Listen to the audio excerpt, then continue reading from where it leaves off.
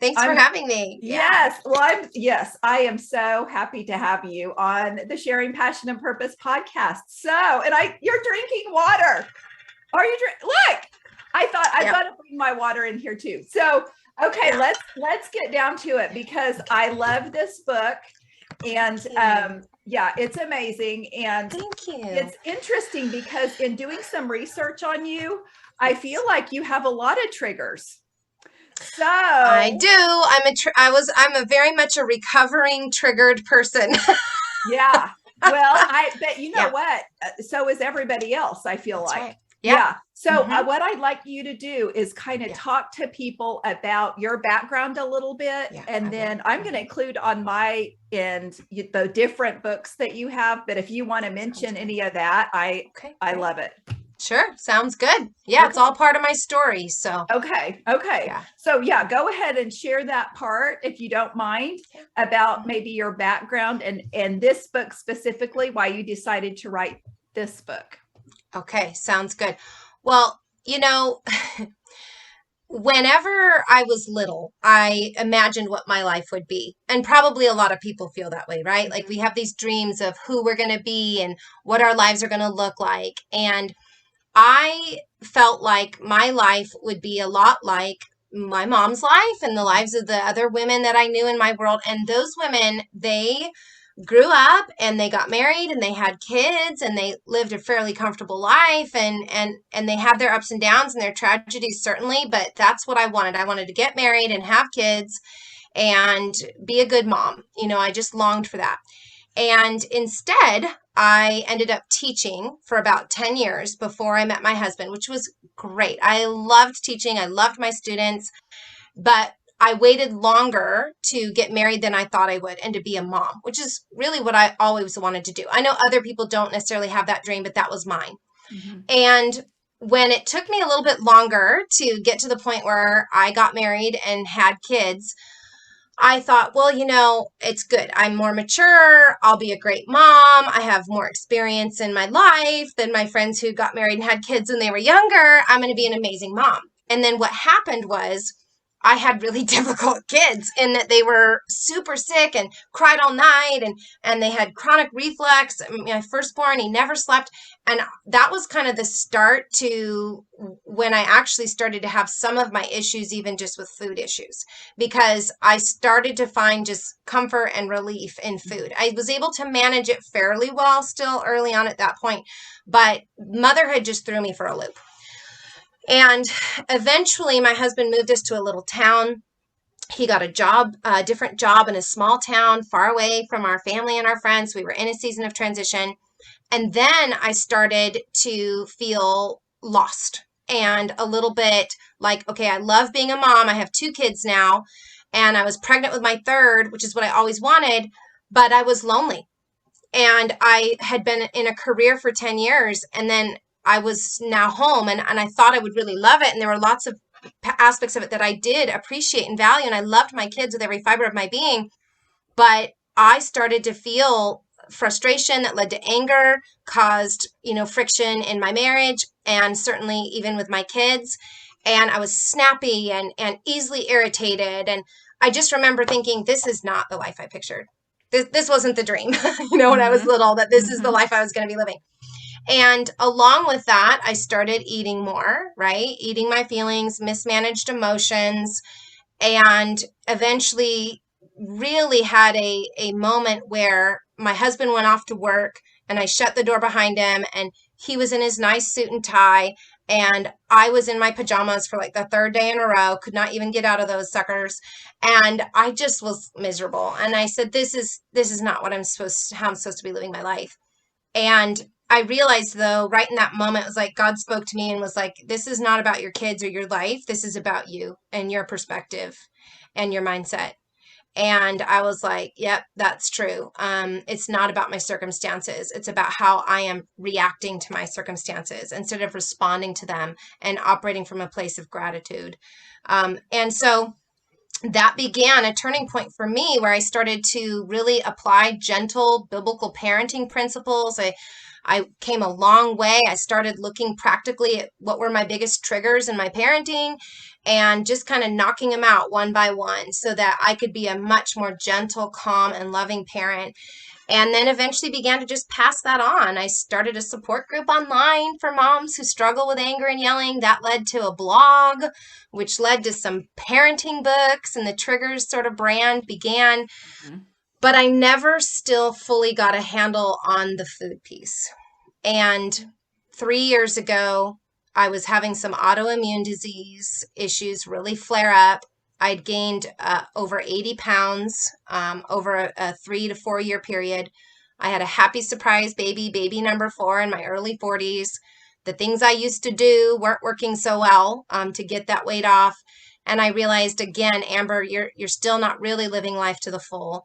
You need another turning point. And this time we got to really dial in on your eating behavior so that, you are really living your life in a blessed and empowered way and not subjugating yourself to illness and disease and misery because you're trying to find comfort in food.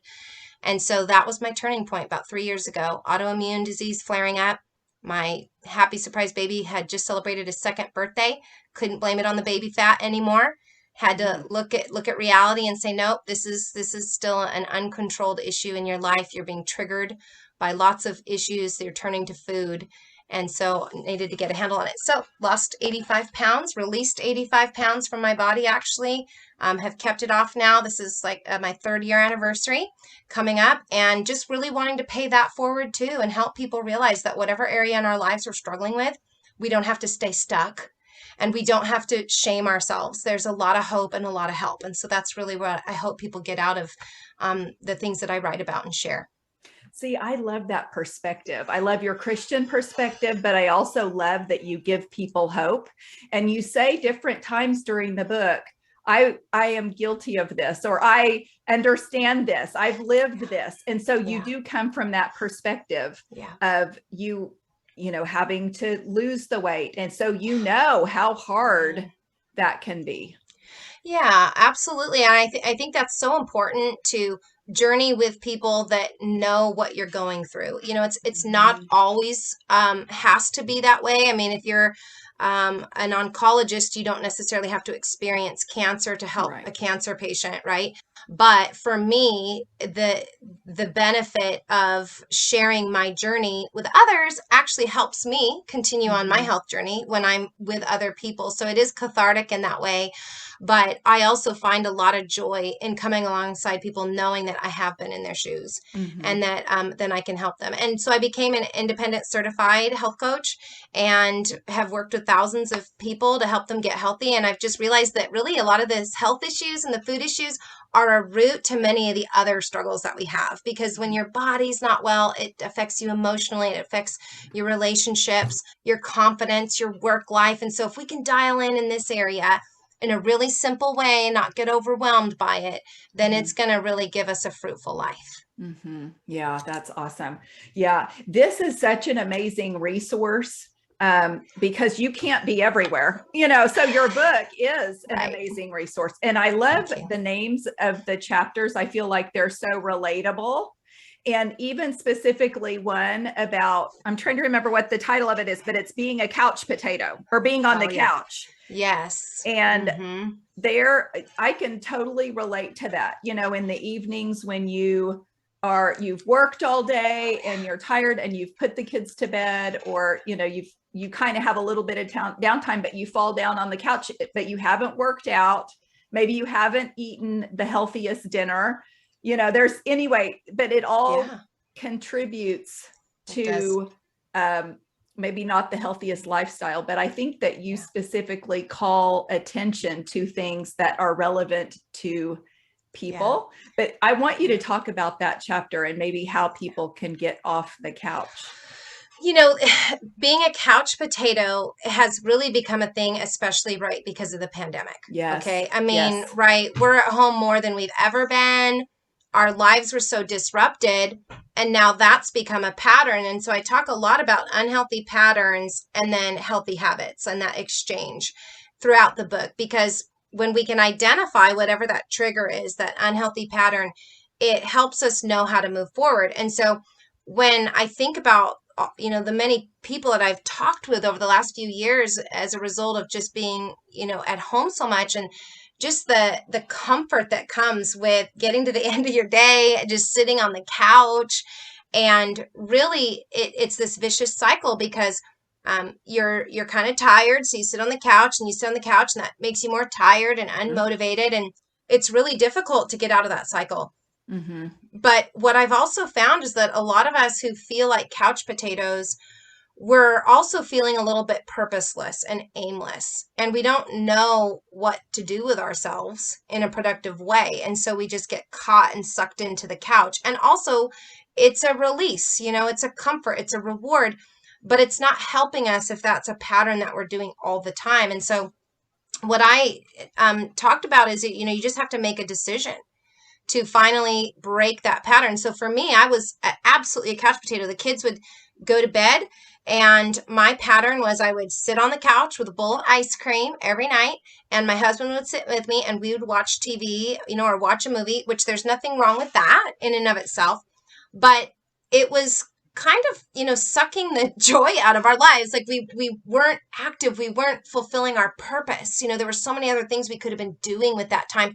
And not only that, but throughout the day, my kids would say, Mom, come in the trampoline with us, or come play soccer. And I was just too tired. I just didn't have the energy to get up and I wanted to be that fun mom. And I started to look to the future and think, okay, I know that I have to be active physically. I actually feel like a lot of us believe that we have to be engaged in high exercise to lose weight. I think exercise is really for other health benefits, cardiovascular support, muscle toning, so that we don't naturally gain weight as we age.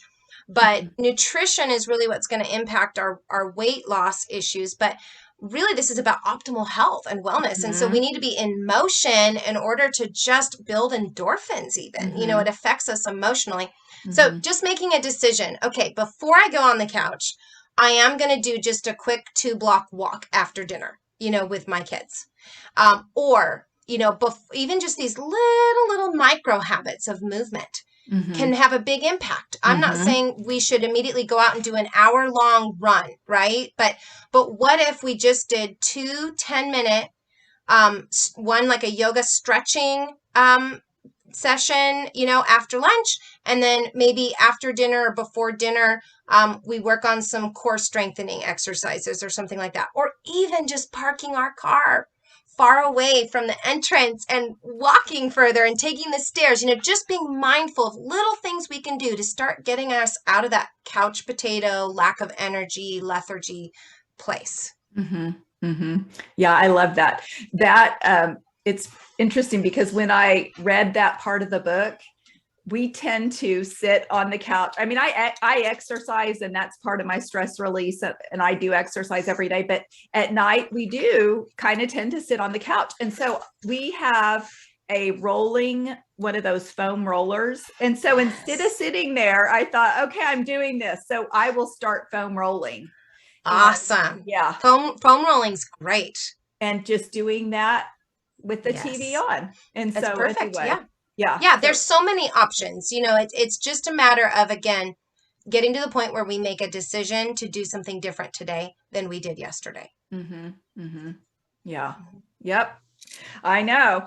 Okay. So can you give us a couple of tips that people maybe when they're thinking about, because here it's March, and, we're going into, I want to say swimsuit season, but, with summer. Yeah. So are there a couple of tips that maybe people should keep in mind over the next few months to kind of get a little healthier if they, Yeah. Oh, absolutely. And I'm so glad you asked this, Nancy, because I think one of the reasons a lot of us stay stuck, one of the reasons I stayed stuck for several years is I felt kind of overwhelmed by, what to do and how. And it seemed like there was so much that I needed to do or try to figure out to get healthy that I didn't know where to start. And so I just didn't start.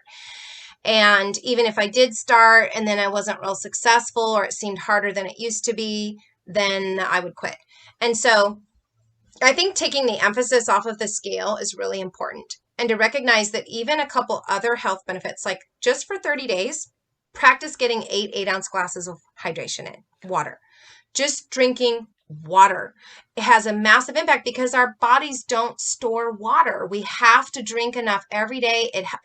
It's our organ function is impacted, our skin is impacted, and it does impact weight loss as well. So even just the healthy habit of getting 8 ounce glasses of water, give or take, if we're working out a lot or we're very sweaty or we're higher elevation, you might even want to have more than that. But even that healthy habit alone can make a tremendous difference in how we feel. And then another one too is getting at least 7 hours of sleep at night. A lot of moms I talk to and dads say, well, we've got kids, we would tuck them in bed and give them a bedtime, but then we don't tuck ourselves. There's nobody to tuck me in, and so we have to tuck ourselves in, like put yourself to bed, people. But trying to protect at least 7 hours at night so that, it's going to affect your cognitive thinking. It does affect weight loss, but there's so many benefits to getting good sleep. And you'd be surprised if you just protected your sleep and started drinking more water, what a difference that would do. And I'm always going to tell people to cut out sugar. And I know that's a hard one for some people. And there are a lot of great plans and programs and things out there to help with that sort of thing. But I really believe that cutting out sugar is a key to feeling much better, as well as weight loss, but it will impact your health in dramatic ways. And we're addicted to sugar. Sugar's very addictive and it's in everything. And we don't realize it. So that's another key tip. And then one last one is just learning to measure your portions again. I used to just open up a bag and reach in, Right. and my kids did the same. And I wasn't looking at, a serving size is half a cup, Right. I was having like 3 of those, and so my kids even learned that, hey, if you have a bag of something, you've got a little bowl and you're putting a portion in that bowl. You're not just eating straight from the bag. So even something as simple as that can help us get back on track with our portion sizes. That's a good point too, because you're teaching your kids that, so they will in turn later on when they're out in the world and have their own situation, they'll remember, it'd be better to measure out these, the portions, because it is crazy. Sometimes the little bags of even, what is it, trail mix that you think is one portion or one serving size, it's like 3. I mean, it's an eye opener if you start to just look at the labels a little bit and even notice what those serving sizes are. It will be very shocking. We are not used to doing that. And unfortunately, well over 70% of Americans now are overweight or obese, and globally it's a problem. And so we are clearly eating too much. And so just being mindful, right? This is about just becoming a little bit more aware. Just becoming a little bit more mindful about some of these things can make a big difference. Yes. Well, that's, good point. I was just noticing as you were talking, it's like you're glowing and your skin is gorgeous, but I have got to tell you, and you think very clearly, but all of that has to do with the food that you eat, what you're putting in your body. So it was interesting. At one point in the book, you talked about eliminating processed foods and sugar. Yes. But how a effect of that happened to be a good effect. In a few weeks, it was psoriasis. Yes, that that's right. Disappeared. And you didn't even plan for that. No. So it's interesting how everything's linked in your body. And when you start eliminating those things, how much it helps. Yeah, it was shocking to me. I mean, I'll be honest, when my turning point came, I was having these, more and more flare-ups with my psoriasis, among other things. But I literally was going to have to go back to the store and buy the next size up in jeans because I could not get in my jeans. And that was like the final straw where I was like, okay, I either need to make a change or buy a new wardrobe. And I didn't want to buy a new wardrobe again, another size bigger. I just was so mad at myself, which is a whole other process of working through, not shaming ourselves, not being mad at ourselves. That doesn't do any good. But I was frustrated, and I just said, okay, I need to lose weight. For me, initially, that's what it was about. I didn't realize how quickly getting rid of highly processed foods and sugar was going to impact me medically and in so many other areas of my health. And so the psoriasis, I'd been plagued with it probably off and on a good 5-6 years. But it was so bad that, I mean, it was embarrassing. I didn't talk to people about it. But my scalp was like a lizard. It looked like a lizard scales, or scales from a snake. And sometimes it was weepy, it was just these open wounds even that would come. And then it was affecting my hearing. It would start to impact the inside of my ears because it's like a skin cell buildup that happens on the surface of your skin. It can be very painful and dry. And that was actually creating some hearing loss. And I just thought, I'm too young for this. And what happened was within 3 weeks, I noticed that it was lessening. And I didn't even clue in right away that it was because I had done this little detox, like a week-long detox. And sure enough, within maybe 3-4 months, it was almost totally gone, and it has never come back. And for that reason alone, I want people to have the hope that food is medicine. I always thought that food's a pleasure. It's all about a party in the mouth. And look, it can taste good. God wants us to enjoy good food, but that's not its sole purpose. It's meant to be fuel for our bodies, and it really is like medicine. And so that alone, for that health benefit, I would proclaim this from the rooftops because I want other people to feel better too. Yep. I can tell. It's interesting. It's probably the teacher in you, just continuing on. Yeah. This is the sharing passion and purpose, but I feel like you are sharing your passion so well. And this is the purpose that you have for your life, is teaching and empowering others. But I feel like you have given them, you're more than just talking about it. Like, you're giving people tools to help them. Yeah. So, I want that to be true. Yeah. Because, I just have so much empathy for what it feels like to feel, hopeless, frustrated, and stuck. I've so been there in different areas of my life. And I have found freedom from that. I am still a work in progress. I'll be the first person to say that in every area of my life. But I'm not where I was. And I don't want to keep that to myself. And that's why I so appreciate you, Nancy, and this podcast, because you also are inspiring other people. And that is an inevitable ripple effect when you're doing something that you care about, is hopefully that does have a positive impact on others. And so, yeah, it's a good thing to pay it forward. Yeah. Good. Well, thank you for that compliment. That is you're welcome. So sweet. I appreciate that. One thing I thought, I haven't even turned to all the pages in the book that I marked, but one thing I'm going to say that I thought was really neat, the to, how you write kind of who the book is to. One of the things that you wrote to your clients, but you also say, and for everyone who longs to believe they can change their habits once and for all, let's live life to the full together. Yeah. And I love that. Yeah. I love that message. I love your message of hope. Thank you. It's awesome. Yeah. I don't want to be alone in, this journey. I don't want to be alone. We're better together. We just are. I love people. And especially when it comes to food triggers, Nancy, I think it's such a delicate topic at times because we have so much, baggage and turmoil and trauma that often relates to our food issues. And I really want this to be a kind conversation. I want it to be hopeful, but I want it to be kind. And so that people will recognize, look, we're just going to journey together. I'm not your judge. There's nothing for you to feel shame over. This is an opportunity for us to maybe take some small but practical but very powerful steps forward in this issue. Okay, well said. Great. Okay.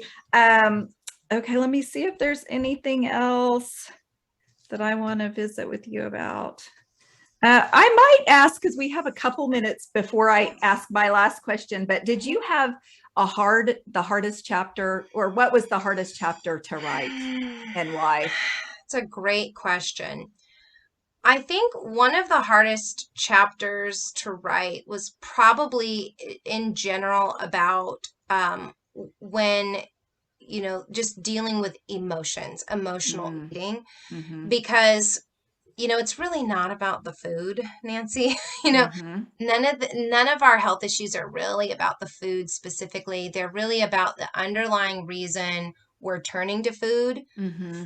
in order to try to draw from it a purpose that it was never intended to fulfill. Mm-hmm. Mm-hmm. And whenever we have and we come from an emotional place, the thing about our emotions is that they are designed to serve us, but instead they often enslave us. We stuff our emotions, we don't feel what we feel all the way through. And so then we even, I think, subconsciously turn to food for just quick relief, because if we don't have some relief, it can be too much. Mm-hmm. Right? And so we turn to the food. So it's this emotional mismanagement. And for me, my emotions were a gateway to gluttony. They were just this gateway to overeating.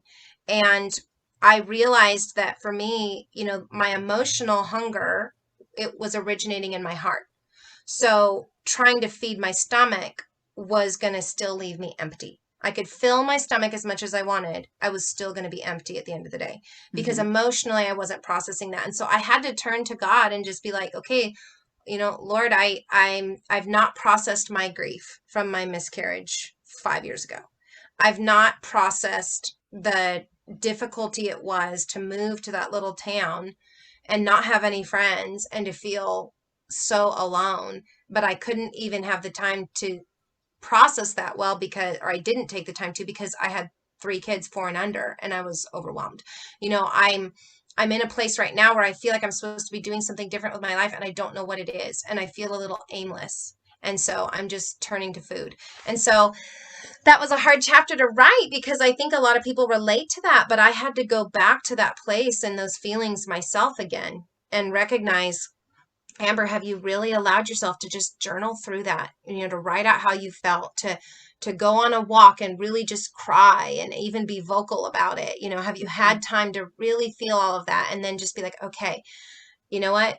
My peace, God, is not at the bottom of that ice cream cart. Amber, you got to stop, that carton. You got to stop looking for solutions inside that carton. They're not there. Mm-hmm. And you need to turn and put a better habit in place, like a positive affirmation that you are well, and that everything that happens in your life is for your good, ultimately, that good things can come from any difficult situation, and that you are strong enough to manage through this and to thrive in spite of your losses.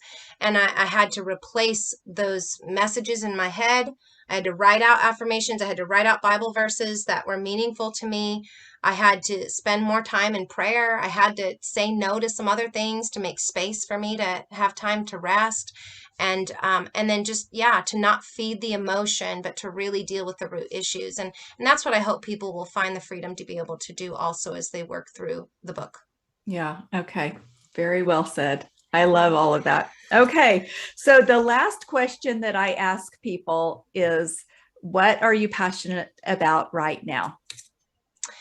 Right now, I am also super passionate about filmmaking. My husband and I have a production company, and we kind of put things on hold for a while with COVID and all that. We're just getting back into it after a couple years, a little bit of a hiatus. And we just wrapped a movie in Colorado last week, and super excited about it. It's getting my creative brain going after a couple years of, writing nonfiction, and really getting analytical and doing lots of research. I'm sort of, excited about getting creative again, and filmmaking and creating content also similarly that is a blessing to people and is hopeful and happy and highlights the best things of life, and looking to, do more of that in the coming months.